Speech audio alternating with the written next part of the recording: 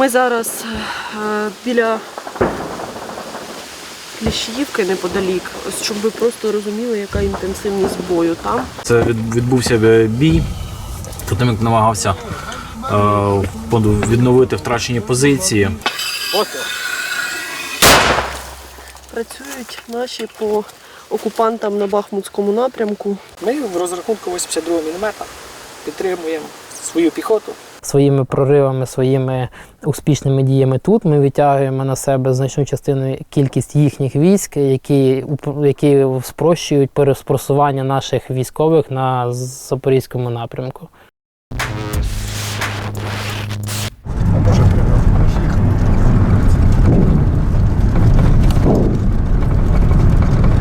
Вчора нам позицію дрон зі скидами атакував, було близько 15 скидів вогів. Це була мінометна позиція. Мінометна? Безпосередньо так. В Кацапі великий знос стволів іде, і це вже їм доводиться відмовлятись від застосування артилерії. Вже вони намагаються більш на ставку зробити на БПЛА. Зараз ми прямуємо в район вогневих позицій мінометної батареї від 72-го міномета. Мінометний підрозділ – це безпосередня підтримка піхоти, в першу чергу. То так, роботи побільшало, відповідно, стало більш динамічне переміщення підрозділів. Тобто частіше доводиться змінювати вогневі позиції, обладнувати нові. І щоб мінометні підрозділи встигали підтягуватись за безпосередньо піхотинцями. Немає вже такої масовості вогню зі сторони противника, що обстріли тривають по декілька годин і в великої кількості. Але противник також адаптувався до таких вимог сьогодення, що робота нам ускладнюється досить сильно. І вже підтягуватись ближче до лінії фронту безпосередньо становиться важче, оскільки йде масове застосування вже БПЛА. Як дронів камікадзе, так і дронів зі скидами. На які види артилерійського нашого озброєння вони нападають? Що їх цікавить? Своїми дронами, що вони атакують? Першочергово це західні зразки, це першочергово. Вони намагаються уражати їх, оскільки західне озброєння досить воно потужне. І воно не було так задіяно масово на початку війни і до цього. Тобто воно досить свіже прийшло до нас. Воно однозначно набагато краще, ніж те, що мають окупанти. Було приблизно місяць назад такі події наступальні, що доводилося підтримувати і третю штурмову, і безпосередньо гвардію наступу, бригаду Людь ми підтримували вогнем досить сильно. Це давало змогу нашим підрозділам просуватись далі. Цим ми забезпечили в подальшому успіх по звільненню Андріївки і Кліщіївки, оскільки противник на нашу бригаду досить відтягнув все великі сили, щоб спробувати поновити втрачені позиції.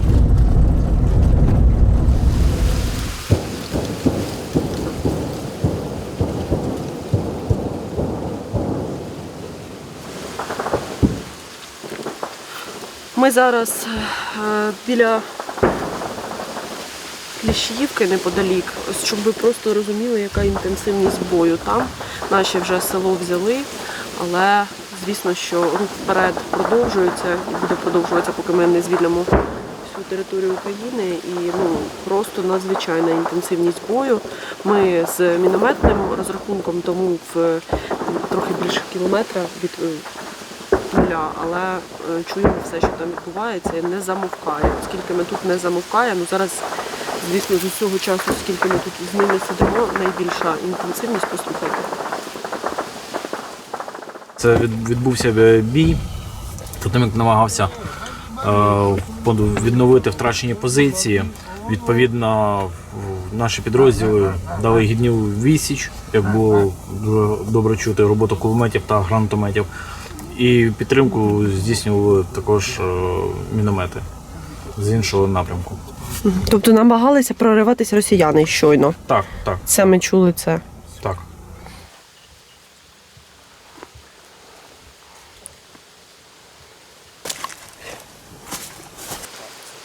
Увага.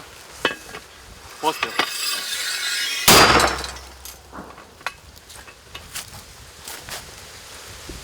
Увага. Постріл. Аборт. Аборт. А ну ступень. Вуха не відкриваємо. А що сталося? Аборт. А що це таке? Когда вышибной не сработал. Посічка, як в пістолеті. Від попереднього пострілу залишився вишибний час. Він не давав змогу вдарити наступному. Там стоїть накол, виходить. І коли міна опускається, вдаряється від капсули. Готов? Увага, постріл. Постріл.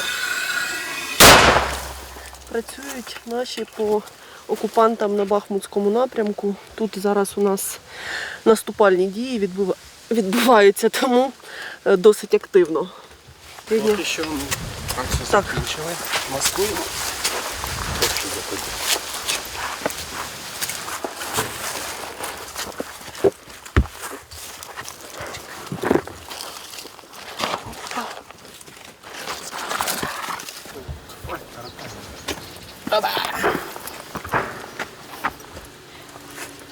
Це хто? Це Баді. А де він тут взявся? Та їхали і знайшли. Поїде в відпуск, лишиться з жінкою. Бойове натхнення до праці. Ми в розрахунку 82 мм підтримуємо свою піхоту при наступі, також при обороні, коли хоче противник наступати. При крайньому наступі була активна робота, працювали. Це було десь тиждень назад, не більше. В бліндаж тільки зайшли і назад вийшли. Ось так. Тобто робота постійно була, цілий день. Вони є, як так казав, намаганічені. Стріляєш в одне місце, міна деколи може 50 метрів в другу сторону полетіти від вітру чи ще від чогось. Вони туди біжать, попадає по них. Це саме цікавіше наблюдати, коли міна полетіла не туди, але попала по них. Був і в нашому розрахунку такий, був і в сусідньому хлопців, то таке було. Зараз ви чули стрілецький бій, тому що ми дуже недалеко з цим розрахунком працюємо від передньої лінії. Це якраз і є лінія неподалік Кліщіївки. Ми от поки спілкуємося з хлопцями, весь час на передньому краї триває бій. Ви сюди приїхали, коли росіяни активно йшли у наступ взимку, і вони, на жаль, на той момент успішно захоплювали наші території. Зараз ситуація змінилася на протилежну. Як противник себе, ви ж бачите, спостерігаєте, як він себе поводить у порівнянні з тим, коли ви сюди приїхали? Він відступає, але при хорошому натиску нашої піхоти і артилерії. Такого немає, як що він тікав.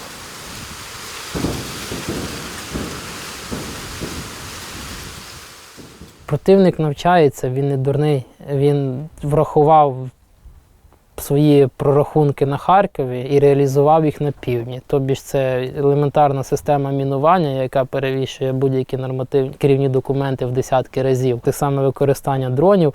Тобто вони навчаються. І зрозуміло, що наступальні операції проводяться, і їх треба проводити, треба приймати ініціативу, ламати їхню лінію оборони, але слід не забувати те, що противник не дурний. Він, де є перша траншея, за нею буде друга, третя. Плюс є така нормальна в них, в росіян зараз дуже нормальна практика, це цих загранотрядів, так називаємих своїх, і вона, як правило, дуже дієва. Тобі ж, коли людина знає, що в нього шляху назад немає і жити вона хоче, тобі ж буде змагатися, тобто воювати до останнього. Або полон, або загине. Але відходити вона не буде, бо знає, що його там просто-напросто розстріляють. Тут зараз вона активно використовується на Донеччині. Вони боязно там себе відчувають. Вони практично не переміщуються або бояться, бо одразу прилітає. Зараз робота йде дуже активно. вони зараз там бояться навіть вилазити з своїх бліндажів. І переміщення зараз там звичайної піхоти не більше 2 людей, так як вони бояться скуплюватися. Коли йде наступлення, коли наші наступають, зрозуміло, що десь у них якась паніка з'являється, вони вилазять. Понятно, що наші дрони дивляться цю ситуацію, бачать цілі і стараємося туди насипати. Ми повинні обов'язково доставати ворога, тому що якщо не мінометка, то нема кому в першій лінії насипати, крім нас. Їх тут хватає цих мінометів. Ми виявляємо ціль і доповідаємо керівництву. І керівництво вже приймає рішення, який з мінометів буде стріляти по цілі. Міномети активно працюють тоді, коли здійснюються якісь дії наступу або навпаки. Тоді так, міномет може стріляти 100 і 150 пострілів за добу. Якраз відбувався перехід ближче до Кліщівки, перехід через канал. Це були активні бойові дії. Постійно працювали, не тільки ми тут працюємо, так і підвоз БК, теж хлопці вночі підвозять. Там всі працюють. В такий час всі працюють під час наступу.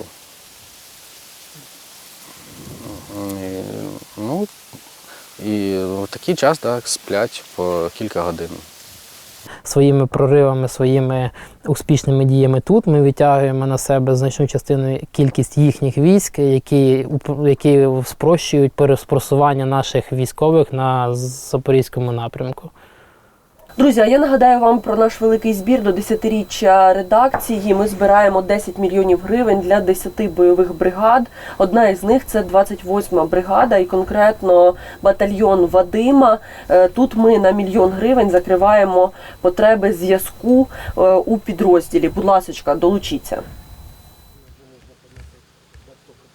Під час мобілізації мій батько теж вирішив йти захищати державу. Каже, якщо син мій, що я буду вдома сидіти. І з тих пір він так і служить.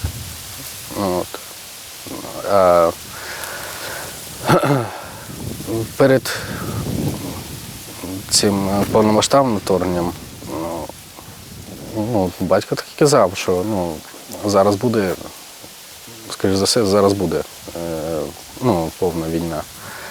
І щоб мене не призвали кудись якусь іншу частину, або щоб бути поближче, так легше. І я за місяць до вторгнення пішов в Збройні Сили. Ми недалеко, але бачимось тільки тоді, коли можна поїхати помитися в баню, постиратися. Він зводить зв'язку. Ми зуміли організувати систему несення бойового чергування, виконання бойових завдань, як і в обороні, потім вже перейшли в наступальні, виконання наступальних дій в визначеному напрямку. Ми зуміли створити, уже з досвідом здобутим тут на Донеччині, ми зуміли створити систему таку виконання завдань, що дає можливість людям виконувати задачі з максимальною віддачею, знаючи те, що він зможе відпочити, помитися, постиратися, задовольнити свої не тільки природні, а й психологічні потреби.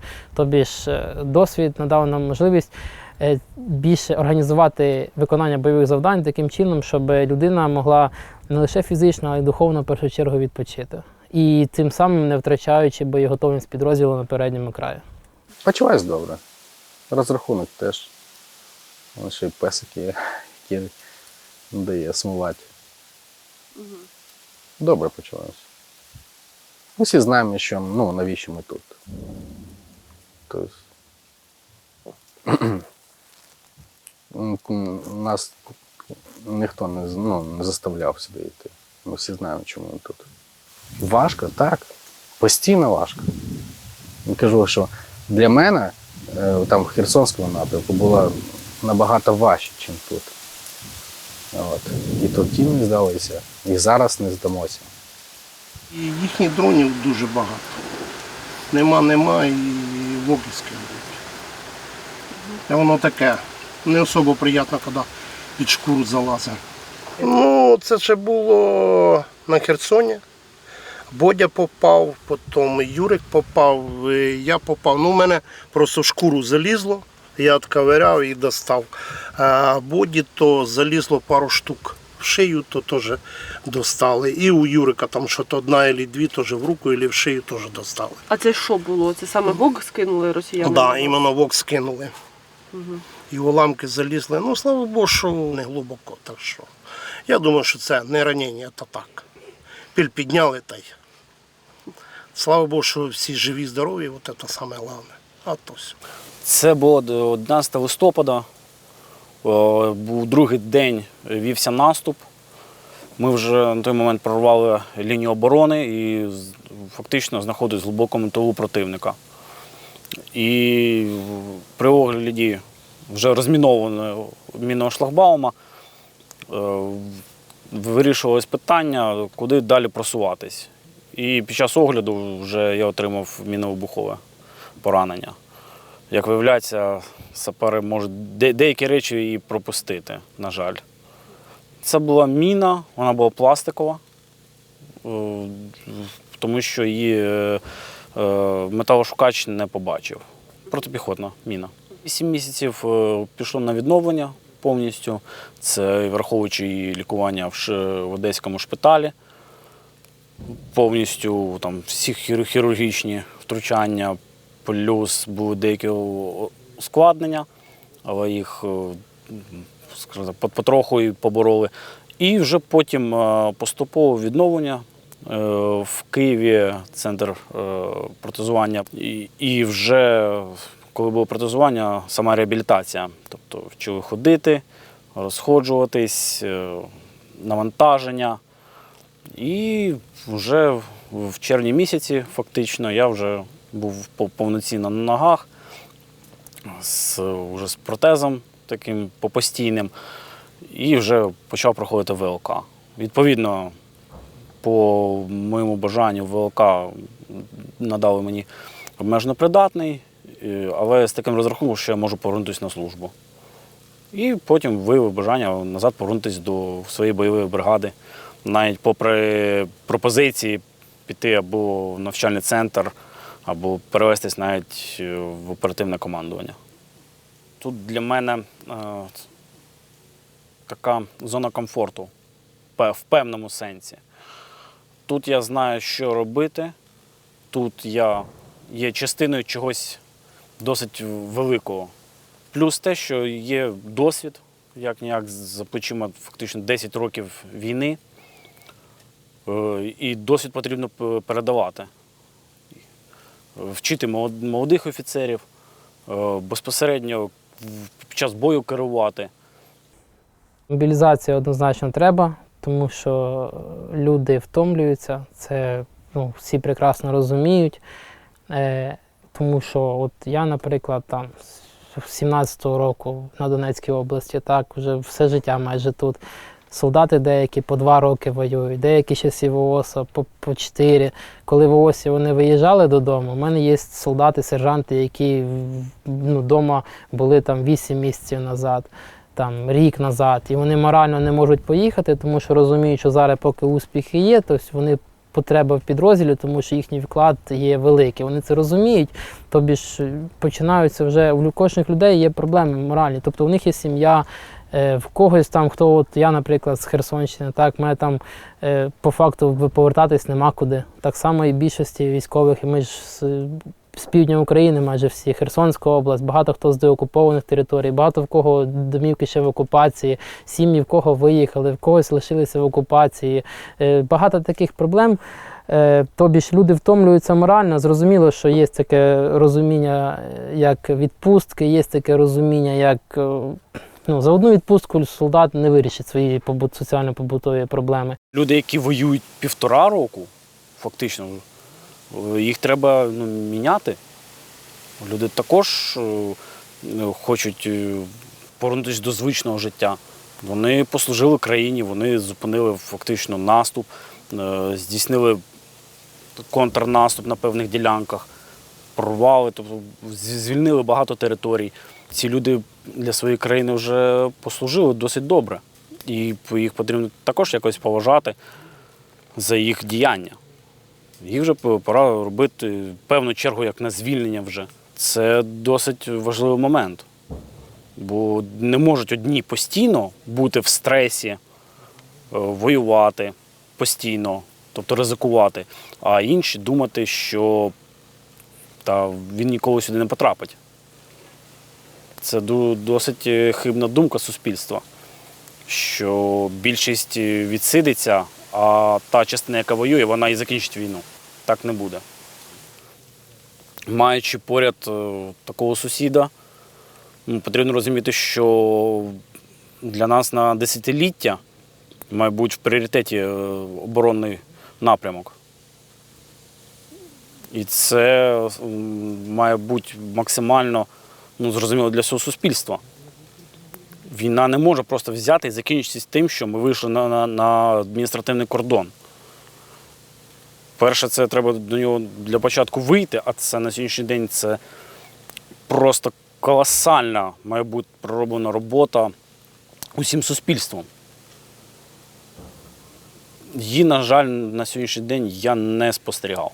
Максимально потужності країни мають бути направлені на виробництво всього необхідного.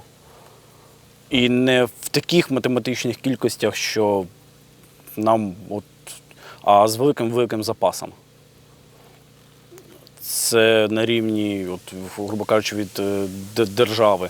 Від суспільства у людей хибна думка, що в найближчий час там щось може закінчитися, чи є поняття, що хтось каже, хтось вміє, хтось не вміє, чи ці такі бувають інколи слова, що не народжений для війни. Та ніхто не був народжений. Я починав навчатись в військовому вузі у 2009 році, там в той час взагалі не було мови навіть про будь-який конфлікт взагалі. І тут вже стоїть питання чисто дійсно патріотичності. Чи дійсно людина любить цю країну і готова боротись за її майбутнє? Це все інформаційно-пропагандистська діяльність, яка має проводитись, мають показувати людям це постійно, не розказувати, не піарити, що все так просто, не розказувати, що росіяни дурні, що це таке, як там постріляв з автомата в їхню сторону, взяли і втікли, все. О, це так просто, чого ми там не освобождаємо, чого ми не наступаємо. Навіть якщо оголосити мобілізацію глобальну, людей треба тренувати, вчити, і нинішньому суспільству, яке зараз знаходиться на цивільній, на гражданці, так сказати, я би їм радив просто вчитися, ходити на ці курси, підготовки, щоб розуміли всі, що воювати будуть майже всі, як не крути, тому що виконання задач таких, як ми хочемо, таких, як наш народ України хоче, це вихід на державні кордони, він потребує людського ресурсу значного. Однозначно має бути мобілізація. Плюс треба провести ряд задач нам всередині армії, треба сержанти толкові. Штук так 150 сержантів толкових хоча б на батальйон, тому що дуже багато роботи, яку може виконувати сержант, і це поважна робота, навіть керування боєм в основному. У нас виконують офіцери, яких можна так сказати, задачити робити більш важливішу і більш серйознішу роботу з планування, з допомоги і так далі. Я ні в якому разі не хочу сказати, що це офіцер має сидіти в штабі і нічого не робити, тому що так не має бути. Ми маємо також керувати, ходити, контролювати, щоб військовослужбовець знав, що він не один і що за ним дбають, і вирішувати їхні проблеми. Просто реально люди тягнуться за ними, люди тягнуться за офіцерами, солдати тягнуться за сержантами, який керує боєм, який не сховається і не буде відстрелюватися. Тобто тут психологія стандартна, все. А щоб його виховати, нам треба певний час. До півроку сержанта толкового треба вчити, в залежності від спеціальності. Це не проблема навчити. Часу у нас немає, тому що росіяни там в посадках не сидять. Їх як м'ясо гонять, вони далі гинуть, але час – це така штука, що ми повернути і зупинити не можемо, на жаль. Та яке послання? Одне послання, що не треба сидіти вдома, у кого є руки, ноги, нам допомога треба. Пускай приходять, звісно, воюють, допомагають нам, тому що нам допомога дуже сильно треба. Я теж багато чого не вмів, ну теж навчився. До перемоги. І тільки з Кримом. Всі свої території повернемо тоді додому. Інакше нема смислу.